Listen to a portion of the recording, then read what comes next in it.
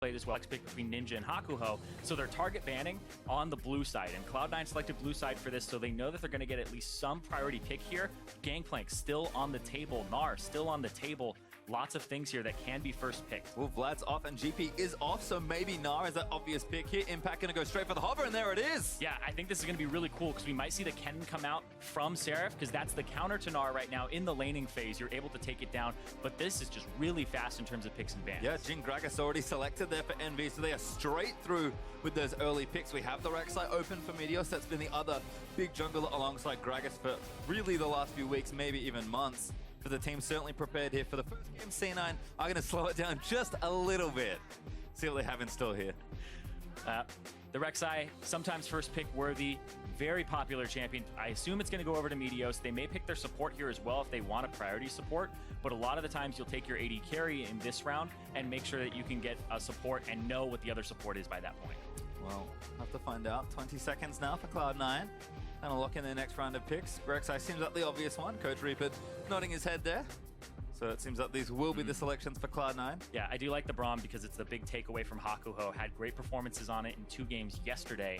Actually, very close to getting our player of the series. Yeah, definitely looking good there. Rek'Sai, Braum were the 2 picks there for Cloud9. So keeping it standard there. Of course, that priority on the Gnar, which makes sense from their blue side preferences. Seraph, we'll see what he has in store. We've seen a lot of counter picks like the Cannon, even Yasuo and EU earlier this morning that can play against him. Seraph definitely has deep pockets when it comes to champion picks, but if you don't shut down the Gnar usually takes over the game. So that's the problem. Especially Impact's Gnar. He has been a monster on this. He has actually diffused so much pressure. And when you think about Seraph, when he first came over to North America, he was a Nidalee, Lissandra, Yasuo top lane player. So he is very familiar with that champion, had highlight montages that were hyping him up back when he was on CLG, and then it was the TP meta and he had to adjust to that. So if he pulls out a Yasuo here against the Gnar, he also has Kennen up his sleeve. And that's what I really wanted to know is, Impact loves Gnar. They're first picking it. It's first pick worthy for him. What's the counter here? Because they have 2 of them in that champion pool on top. It is the Cannon that's locked in there. Ninja's going to take it. Could be his pick, but we expect it to go top lane. Trundle also the selection there for Envy, so they'll take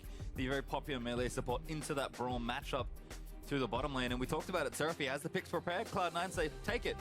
Let's see what you can do with it. Exactly. And the game that Cloud9 lost against Envy in the quarterfinals was against Kennen. It was the late game team fights, the Kennen-Lissandra combination from Ninja and Seraph, and the backline access they had when they could get to Jensen and Sneaky both with those ultimates. And we heard it. It felt like the biggest issue there was it was a surprise. Well, it's not a surprise now for Cloud9.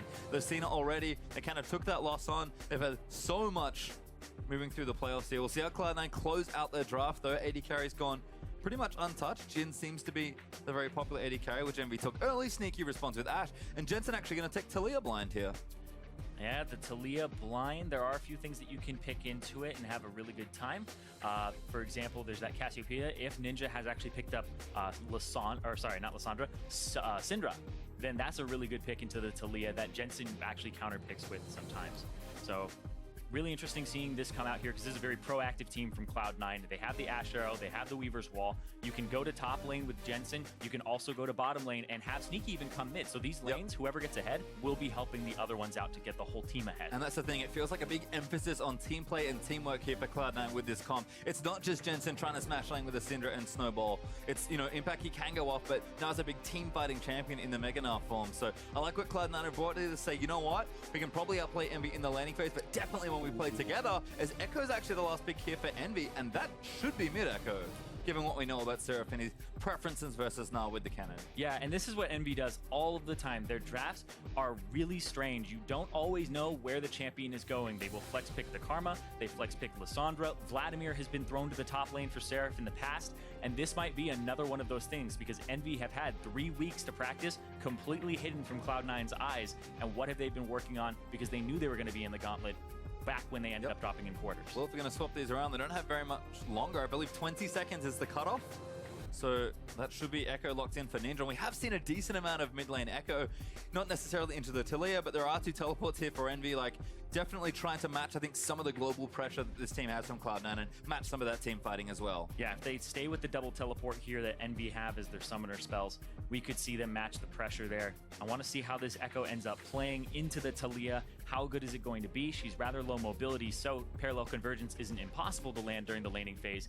And I also think that this Kennen good team fight composition for Envy. They're playing to their strengths in this draft. Well, it is day 2 of the original qualifier. Don't forget to get nice and loud out on Twitter. Hashtag #C9win if you're behind the Cloud9 boys, or if you think Envy can pull the miracle run through the gauntlet. Hashtag NVWin, and we'll tally your votes as we move through the day. Game 1 of another best of 5. It's always fun running the gauntlet here. Cloud9, they made it yesterday. They have Immortals in their sights, but they need to get through Envy first. And Envy, they already said it's going to be hard work for them. Well, it starts here in game number 1. Yeah, and this is honestly a trap game for Cloud9. It's a trap match because when you have Immortals, tomorrow if you win this, remember, you think about the quarterfinals, they beat Envy and then they had a week to prepare for their next opponent. They have a day if they end up beating Envy. So you can't be caught as Cloud9 preparing for Immortals when Envy is a team that has such weird strategies and weird drafts that you have to be prepared for them or you could get caught off guard. Well, it doesn't seem too unexpected here, but Envy certainly mixing it up already with another double AP comp, actually. Played a few of that yesterday. We'll see if Envy can shore up some of the early game, though, because we heard from the desk yesterday in their match versus Team Liquid, that was the most obvious thing for them to fix. Yeah, and I do like as well that this double AP composition has a Jhin attached to it because he goes the armor penetration build, and then if you're caught only building MR, then he's going to be able to shred through even your beefiest of tanks. I like that from Hakuho. Just gives a little dance there to Smoothie, who does scout him out with the Winter's Bite. Sneaky going to do a dance of his own here next to the Krugs. As looks like both duo lanes, as expected, will start a camp here. No crazy movement. Smoothie just getting a little bit of free damage, but Hakuho gonna dance it off. He's not too worried. And now Smoothie's gonna make his way down, rejoin Sneaky to make sure that camp gets taken, and junglers will be starting, as is very common on this top side of the map. And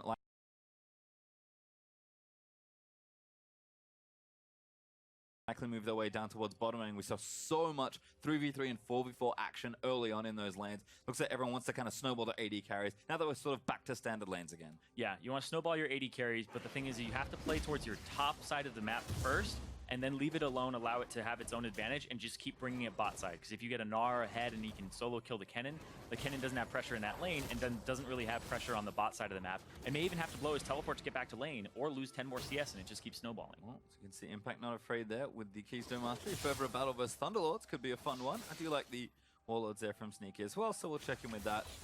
As right now, Sneaky and Smoothie just getting the lane push. Level 2 there for Ash, but Lord has also hit level 2 already. Smoothie, another nice little Q. We've seen just how good the laning has been from the Cloud9 duo now that they've played more and more together. Hakuho and Lod are going to have to do a lot of lifting here, especially because they give so much preference to Lod's early pick Jhin. And then with the Sivir being banned out, it's a big priority for them. And Sneaky, he knows Jhin, right? And they know their power spikes, and that's a level 2 coming out. This is good damage here. Smoothie hitting that too, as Sneaky's able to get great damage down onto Lod. Pokes him back and forth. Jhin temporarily runs out of bullets, and looks like control's in C9's hands right now. Yeah, and they just get to push up here. And this is one of the lanes that we were thinking Envy, if they did have an advantage, it might be in that bottom lane because Hakuho and Lod have been playing so well yesterday.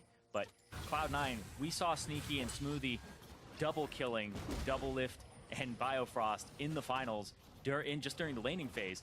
And that was a lane that Meteos kept playing towards. So that might be another strength for Cloud9, even though they have all the strengths across the map in the first place. And we can see some of that preference here. Meteos does take the bottom side Scuttle Crab relatively early, as he's now going to move back into the other side of his jungle and clear out those camps.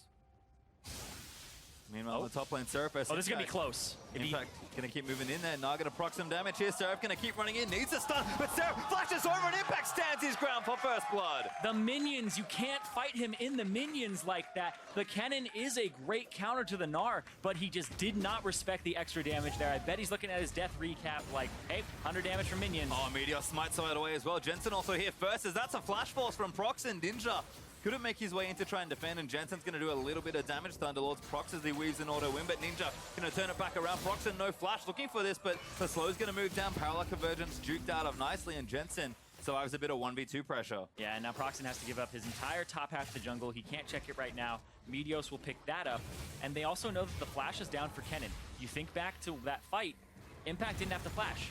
Seraph threw out the flash to try and dodge possibly a last-minute boomerang coming out, something like that. So now the advantage is once again in Impact's favor, and this has just been the kryptonite.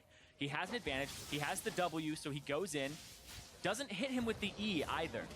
And then so he's lacking a charge, doesn't get the stun off, and it waits way too long. So Impact did a great job of hiding in his minion wave there, and Seraph, if he was going to flash, you flash with the E on, so you get that second charge, you get the W off, you get the stun off for 3 marks, and then you get the Q to the face. That may have been a kill if he had actually done that. You can see the letdown there on Seraph's face. It was such a close all-in. I feel like that happens a lot to Seraph. He's so good at dueling people. You mentioned his early champ pull. The likes of Yasuo definitely lends itself to that sort of thing, but not quite there. As the Cloud9 fans are awfully loud today. Yeah, awfully loud. Oh my god. Yeah, I mean, they made it to the finals. There's a lot of hype behind this team. They are actually favorites to make it out, despite not being that final boss of the gauntlet and its Immortals. But because Cloud9 had already beaten Envy, had already beaten Immortals in the playoffs, they just have to do it again. Yep, and they don't have TSM waiting on the other side this time, which I guess is nice. Yeah, they may have SKT or some other team. Yeah, but, well, but that's what they're hoping, is that they get to Worlds. Well, that's certainly the goal here in Impact. Starting off on the right foot, he's been on fire all playoffs long, as Procxin will pay a visit to this top lane. Pinkward should quell any sort of aggression. Impact going to play his way back in the mini-Gnar form, so should be okay, as Jensen, pre-6, going to look for something in bottom lane here. There is a ward that he walks over and immediately walks back the other way as a result. Yeah, he's incredibly close to 6 if you look at his experience bar in the bottom left corner. That if he had walked into lane and a minion dies, he pings 6 and then the Weaver's Wall comes out. A little unexpected. Yep, you can see now level 6, so you were right. Pretty much a minion away. Tries to move Ninja back, but a nice base dive over it actually. Jensen going to answer some back, but Ninja with a nice little trade zooms his way out of control. Yeah, it's actually a pretty good champion to play into the Taliyah, the Echo. The more I think about it, the phase dive and the ability to just close the gap on a low mobility champion. Even the phase dive would get you over. Hold on. We'll talk about that in a second. Yeah, Impact moving for another solo. There's the Meteos ultimate, and Impact just does it again. Ever since quarterfinals, Impact has just been an absolute beast.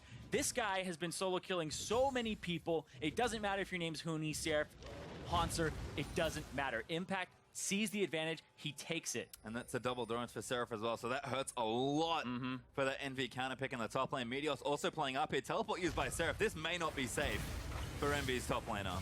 Yeah, luckily Impact is going to back. Okay, so we're safe for now. He's safe for now. He can have a little bit of a respite, but his teleport is down. And one of the things about Kennen that you really want to hold on to is you want to get an early lane kill if possible, starve the Gnar, and then save your teleport so you can make a bottom lane play. Well, not going to have the option just yet, and Impact actually doesn't have his either, but it'll come back soon-ish. Jensen hiding in a brush in the meantime, does get some poke damage onto Ninja, but not quite able to proc the Thunderlords. Blue buff drops off as well, so that early donation that we did miss, but is very common when Meteos plays Rek'Sai. Loves to give it to his very aggressive mid laner. But Ninja, I will say, navigating well. Smoothie's going to roam up, but it's just to clear a Pinkward here. Ninja pretty effective so far. A little down on CS, but other than that, Echo's looking just fine. And maybe Ninja with his teleport is the one to make that bottom lane play. Yeah, he could even make a top lane play or something like that, because I feel as though Envy, you know, they got behind in the early game, but hold on. Wait, he stepped on perhaps? Yeah, Meteos actually going to get stunned up here. Procxin able to do the damage. Parallel convergence cuts him off. Pila is very good for Hakuho, sorry, and that is enough to cut him off. Yep, and that's going to be Meteos going down. The kill goes over to Ninja, so another small advantage for him in the lane. Despite being down in CS, he's a little bit closer in gold. Oh, again, Impact. Every single time that little passive lands, yeah, Seraph has to worry. It's a whole lot of damage, and as Kennen, Hyper does magic damage, so you don't bring magic resist glyphs at all as Kennen. You bring magic penetration, so that you start with something like 17, 18 magic penetration in your runes, and then when you get Sword Shoes, you're sitting at like 30, so people who don't have any runes just get destroyed. And this is Meteos just being too aggressive. Procxin called him on it, put down the ward, and Hakuho is here as well. After a back, I believe, just roamed from the base there. Yeah, just chilling out, but definitely in the right place there. They'll actually check back in with the bottom lane. Yeah, and you think about what happened with Meteos in the finals is a lot of people were saying, oh, he tilted after the Zac game, the Magical Journey, Jensen, a few missed skill shots, and that's something that C9 has to keep in mind is the mental resilience that they need to actually make it through this series, because if you have plays like that, and it's such a high-stakes series because you lose, you're out, well, can't keep having those plays. Envy, they may be able to take advantage of it. Well, we'll have to see. Cloud9, I think, sticking together now, which is a little smarter. Going to try and take the blue buff. Impact, hungry for more blood. Back in onto Seraph. The ultimate is there, actually, from Seraph.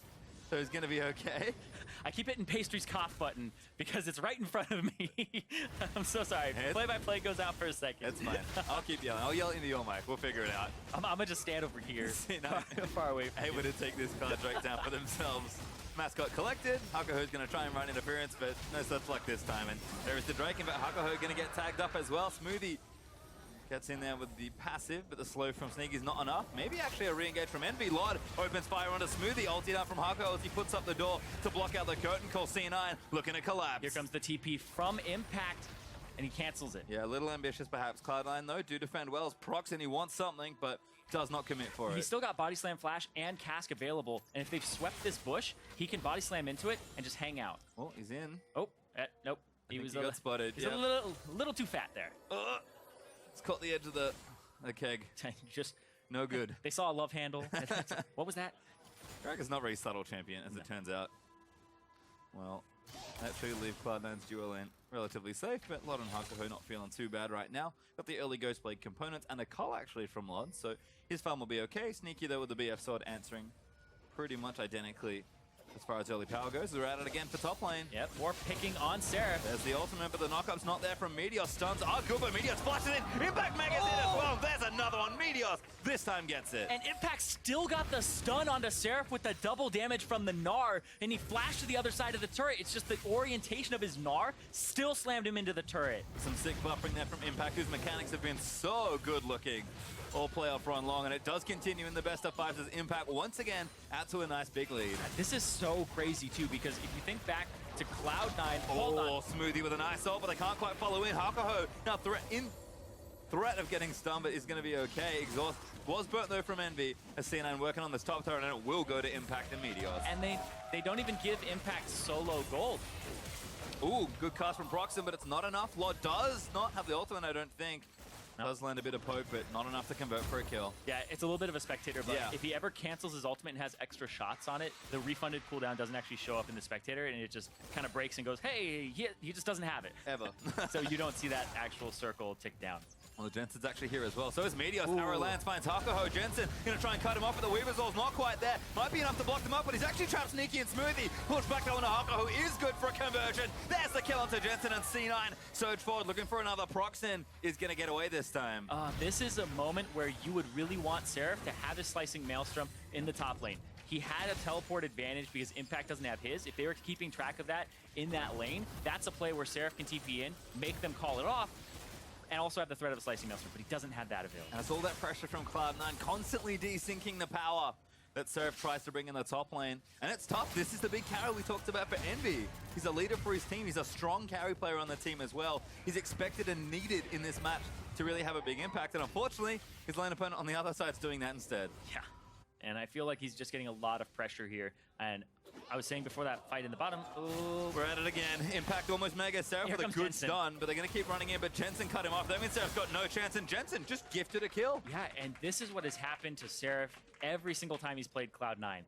Think back to the beginning of the summer split. Seraph came in, he was looking like a fantastic top laner, and people were saying maybe he's the best in the league because he was just dominating his opponents, and then he played Impact, and Impact just destroyed him in lane. This right here, Jensen, little bit of an oopsie, just wanted to get in there. Nails this though. Yeah, cuts him off, and then they end up getting Hakuho. Procxin, not quite, and then, yeah, looked like they had to just back off after that, couldn't get anything more, and the curtain call wasn't able to finish. And you mentioned it in the draft, Cloud9 definitely a comp where they can impact multiple lanes with their globals between Talia, Ashe, and the Impact teleporting in as well. Impact's now ahead in his lane. Jensen's roam got himself 2 kills, and the pressure is constant now from Cloud9 are even starting to shove out and take full control of this bottom wave as well. Sneaky, yes, a bit behind in CS, but he's got his assist money. It'll be nice and even, and Cloud9 looking to break down some more walls. Yeah, and this turret's already a little bit lower. It's about half HP, a little bit higher than that. So they're just trying to chip away at it. And something that I've been trying to say, and it just keeps going back to, fighting in this game, is that top lane turret, or sorry, that top lane matchup is something that usually goes that Kennen's way, but Impact is getting so much attention. Here again, actually. Goodbye, Ninja. Impact is just a monster. He is playing like SKT Impact. Yeah. Like, those are the roams he would make for Faker, and look at this. Hakuho again getting stunned. Sneaky gonna try and look for it. Smoothie smacks him in a Sneaky. Flash orders to the last one. Lord also stunned there as Procxin. He's a little little too late, but I can't complete the last auto. Seraph needs to make a big play, but Lord gets sniped by Meteos in the top right. Yeah, the Prey Seeker comes out. Seraph TP's in. He has his Slicing Maelstrom, but they don't have an Echo. And Ninja's up in 5 seconds. They're going to try to go for a play with the Mega This Gnar. looks very rough here. Procxin stuns Seraph. Gonna burn the ultimate impact. Throws them into the wall. There's another kill as Cloud9 clean up under the turret. And they don't lose anybody to the turret either. They kill all 5 members across the map. 10-1 in kills. Cloud9 are not playing games today, but they're playing League of Legends. Certainly are, and it's looking great for them. 10-1 up in kills. Gonna take their second turret of the match. And a breakneck pace for 15 minutes in as Cloud9 already up 6K and counting. 15 minutes in. They have just been playing like a well-oiled machine. You think about that top lane during the regular season, Impact was left out to dry so many times. There was lane swaps and the complex communication. Well, Impact, people were saying like, maybe he's fallen off, maybe he's not that world champion anymore. Back to standard lanes every single time. I have not seen this guy lose a lane like by a horrible margin at all. He's making his opponents feel that pain. Watch his bottom trade back again, as this was a good try from Envy, but C9 able to turn it around. Yeah, if the TP comes in a little further back onto something, there's nothing actually deep. But when you play with a Kennen, you have to get deeper wards, like brush number 2 wards for the far brush from you in the bottom lane. But Seraph comes through, doesn't have his flash, so he can't ulti flash, cancel the animation.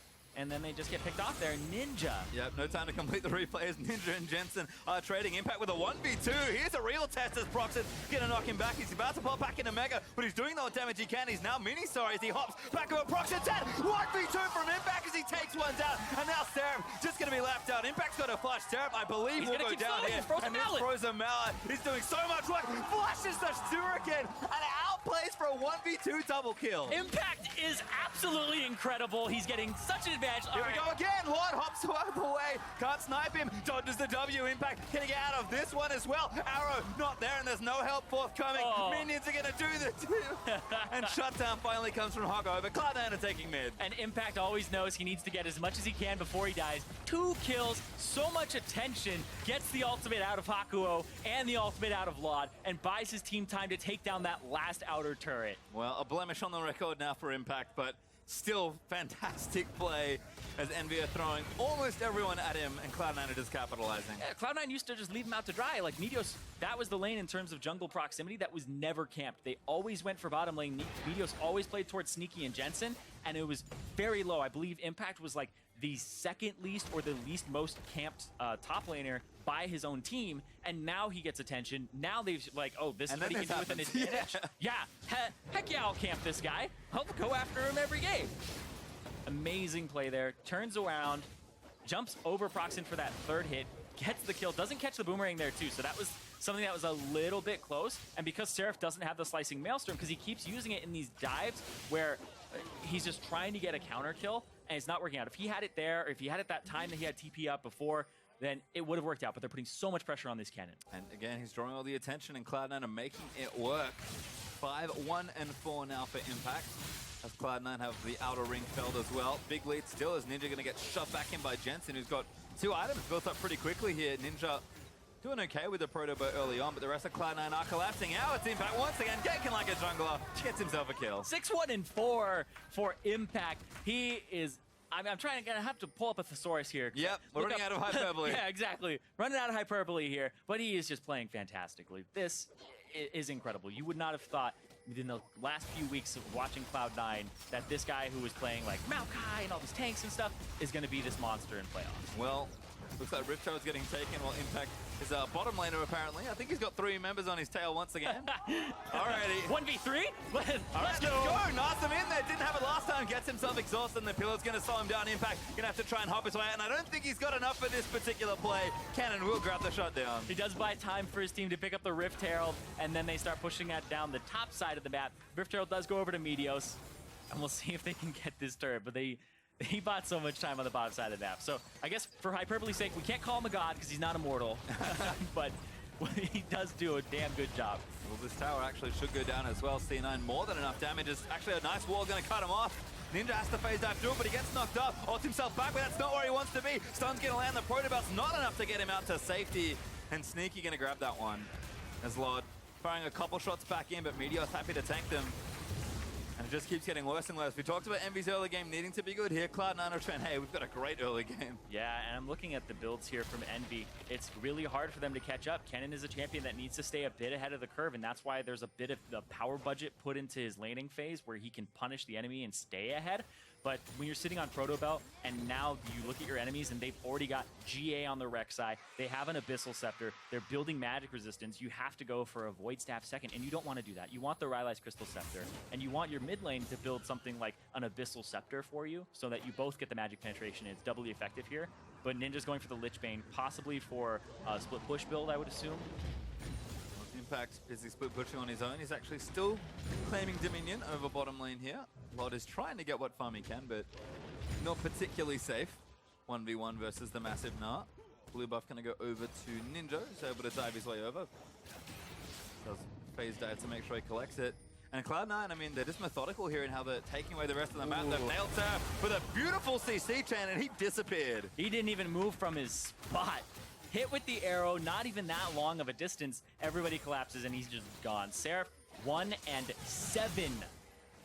And you talk about Cloud9, you know, maybe even just playing the series a bit here. Seraph, we know, is a huge anchor for his team and needs to really go off in the series. This is not the way you want your momentum to start off here if you're a Seraph. 1 and 7. It's not just that he's, you know, fallen behind and had some moments where Impact's able to take advantage. Like, he's straight up getting bullied now, and that plays not just into this game, but the rest of the series as well. Yeah, and he's somebody who's a big kind of shot caller for the team, big leader, and if you put him behind, then, well, he can't make those TP plays. He's more hesitant. Look at this. Needs that confidence. The C9 just going back in again. That's a wraparound from Meteos, who's tanking it up. Seraph makes the big flank and maybe make something happen. Lod actually able to get the kill as Kennen snags up the other.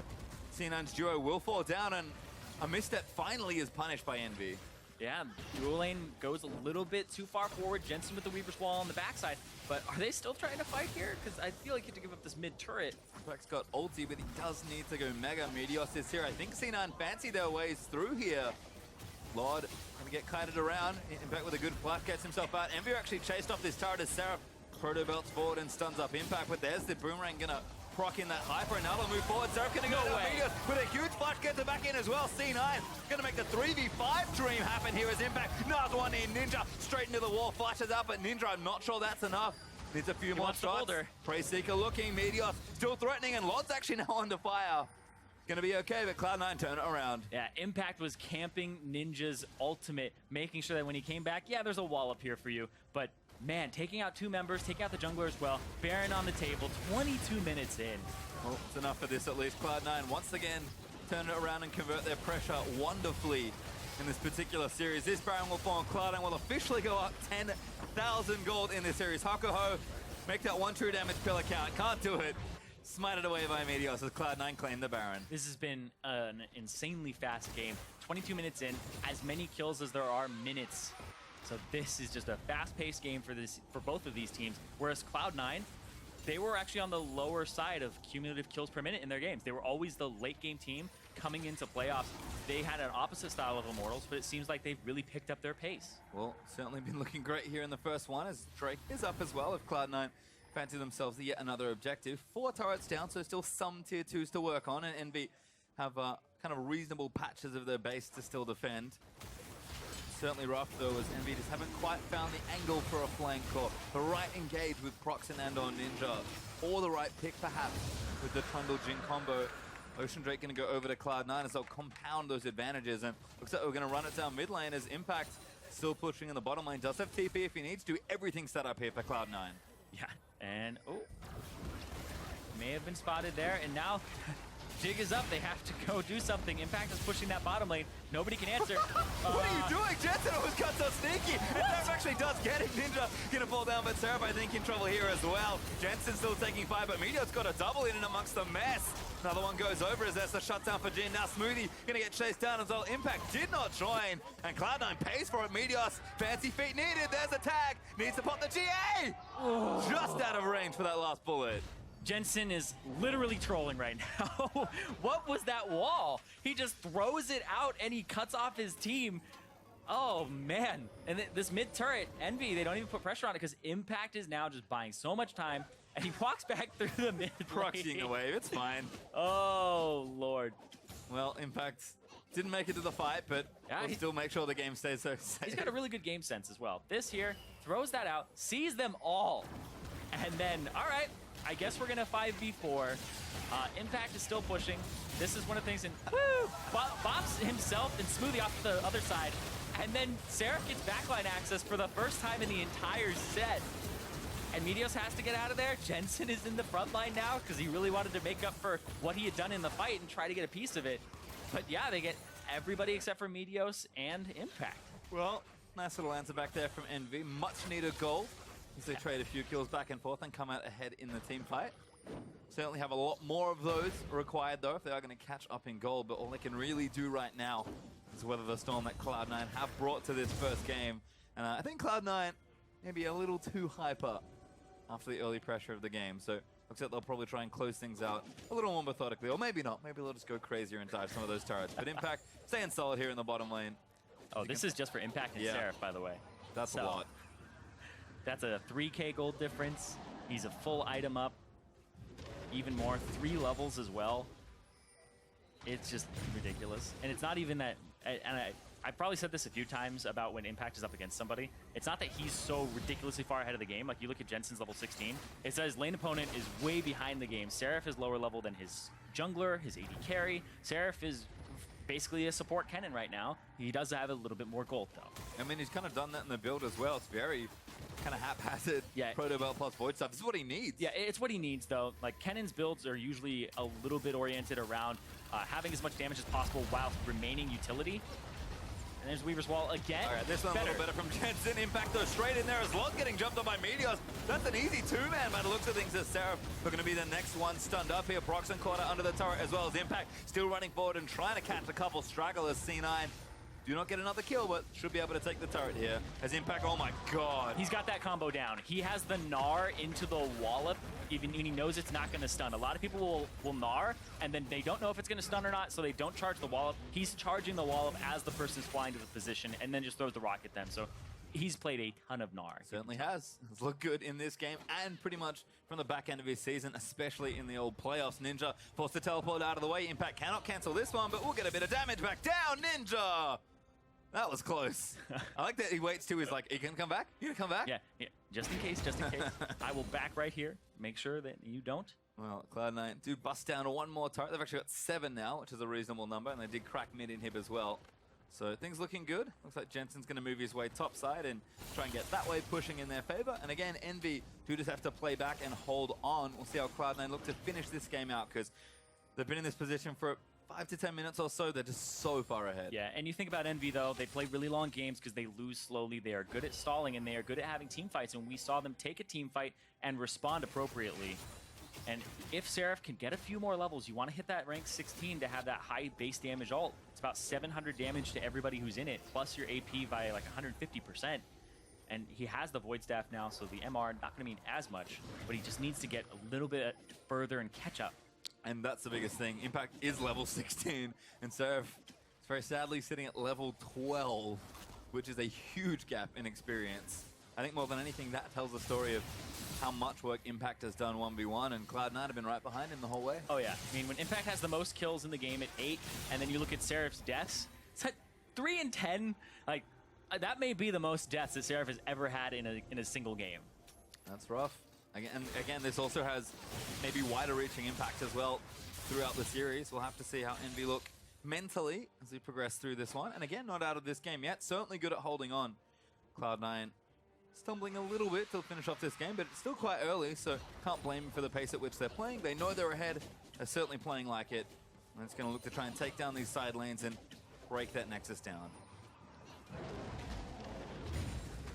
Looks like major buffs have reset though, so we'll be looking for maybe another Drake. Cloud number 2 will be up in 30 seconds. Baron will follow about 10-15 seconds after, as it's now up in 40. Meteos going to take the scuttle. Sneaky looking for an arrow pick. Cloud9 is making sure they're positioned well, and Impact is back to split pushing that bottom lane. Yeah, just trying to apply pressure. You go with the 4-1, but the Baron is almost on the table in 30 seconds. So right now, Impact has that teleport, and he's just trying to apply pressure. He could take out Seraph probably underneath a turret. Like, honestly, doesn't have Azonia's yet for Seraph. He's working on it. He's trying to get there. So Ninja's the one to answer him. He has a bit more in terms of the level department. Well, see if he can brave the 1v1 that is Impact, who did go that Black Cleaver as well, so even more dueling potential. As Envy kind of just relegated to camping brushes at this point. See if they can't find a pick. C9 not interested though. They'll get Meteos pushing up the top side. He can join quickly onto the Baron with the tunnel if he needs to, but he's actually being caught. Is pretty tanky, so it's not enough damage there for Envy, but that might cause Cloud9, and it does, to pull away from the Baron. Impact already here though, actually walking his way over. Impact looking to get in the mix. Hakuho making it out, does get himself knifed into the wall. Knock up from Meteos will follow. Great pushback there from Jensen, as now it's 5v4. Cloud9 gonna play with advantage, try and chase down a few more. Yeah, and Cloud9, this is how they've been playing. They'll get a small advantage, then they go and take the objective, and they make sure that they can just sweep it, go after the Baron once again, and maybe bait another fight. They have the Weaver's Wall, they have a lot of flashes, they still have Smoothie's ultimate. Keep getting key cooldowns as well. Seraph flashless once again, as this Baron is started up by Cloud9. Clear out the wards in the back. Looks like the melee's having some trouble. They'll get there though, as Impact TP's in. They want Procxin. Pretty sure you don't want the 50-50 smite, so gotta take out Procxin. Well, Procxin gonna get stunned. Flashes after that last order, and there's the shot back for Jensen. Gets himself another. Cloud9. Now I'm gonna run back to Baron. Yeah, exactly. Back to the Baron, back to the baiting tool, and they're gonna have Impact continue to shove up mid lane, keep it pushed, make sure they don't have to kind of take care of that dirty work, and then go back down towards the bottom. Maybe even solo the Drake. He has so many options he can actually execute on right now. The amount of land that Impact owns right now is pretty amazing. Yeah. Like, here's the Baron on Summoner's Rift. His Dominion is kind of most of the Rift right now. He's been all over, ganking mid lane, split pushing bottom lane, solo killing top lane. He's seen it all. Now he's going to get himself a Drake out of the deal. Continuing to play multiple roles for Cloud9 here in this game. And Cloud9, they go back, they grab the Baron, they'll reset and shop. And we keep talking about it, but it really is just one fight away from this game exploding in Cloud9's favor. Yeah, 16K up. Basically, the game has been in your favor for the past 14, 15 minutes. From the get-go, when Seraph got solo killed in the top lane, Impact and the rest of Cloud9 have had a very conscious team effort to shut him down. This is Impact's Seraph's most deaths in a single game by 2. He's had 2 games where he has had 8 deaths. Well, Impact looking to chase in again. Does slow down Ninja with that frozen mount. So annoying. As he goes mega under the turret. Pillar's going to stop him. Tower damage is decent, but Smoothie going to protect him. Procxin tries to ult him back, but he can't land it in. And the Weaver's Wall going to cut off a few. Lot actually got caught crucially in the back corner. But Envy still holding on for now. C9 with the Baron. They're going to push down, and this turret's dead. And they just barrel their way straight through a great Weaver's Wall. You want to split the team like that. Seraph was on the left side of it. No access to an actual counter play. And now without that turret, Meteos flushes in again. Seraph going to go down one more time as Smoothie claims it. And Cloud9 still looking for more. Ninja walks through the minefield and is forced to ulti out instantly as Lod. Ulti's down, but he's only hitting tanks in the front side at this point. Ninja going to get himself chased down as Impact accidentally autos the inhib. And Impact's going to keep chasing. He's almost megaed in again. He flashes out from under, looking for another outplay. Lod, he wants it, but he's not going to get it. Meteos goes legendary as he takes out Lod. And Cloud9 might just look to push it in and end. And look at that, Seraph with the most deaths in his NALCS career. Envy against C9. Records just keep getting set. That one, and last time they played in quarters, Jensen got the kill record. Well, certainly looking good for game number 1. Cloud9 going to claim a Nexus and take the first one in our best of 5. Brutal game 1 for Envy to try and weather. Brutal is a